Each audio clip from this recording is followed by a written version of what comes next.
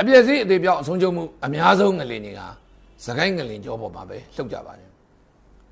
အဲ့လိုလှုပ်တဲ့အခါမှာပျက်စီးများတဲ့အကြောင်းတွေရှိပါတယ်စကိုင်းငလင်ကြောမှာလှုပ်တဲ့ငလင်တိုင်းဟာနံပါတ်1ငလင်ရဲ့ epicenter ဟာတိမ်ပါတယ် shallow depth လို့ခေါ်ပါတယ်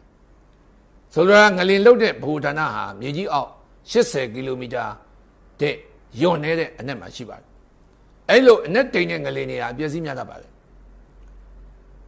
စကိုင်းငလင်ကြောမှာလှုပ်သမျှငလင်တိုင်းဟာအနက်တိမ်ပါတယ်အဲ့ဒီလှုပ်တဲ့ငလင်ကအနက်တိမ်နေမှာဖြစ်တဲ့အပြင်အဲဒီအင်အားကအနည်းဆုံး9ကျော်သွားမယ်ဆိုရင်တော့ဒါအပျက်စီးများတာပါပဲ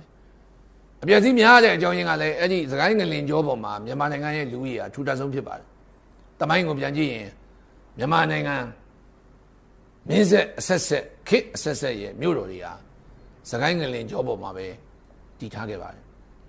မန္တလေးအမရပူရနောက်ပြီးတော့အောက်ဘက်ဆင်းလာရင်ဟန်တာဝတီ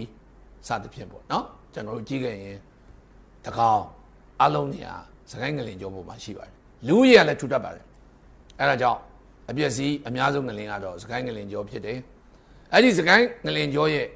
ငလင်ကြီးတစ်ခုလုပ်ဖို့ return period ကလည်းအများကြီးကျော်လွန်နေပြီဒီချက်ကတော့တတိ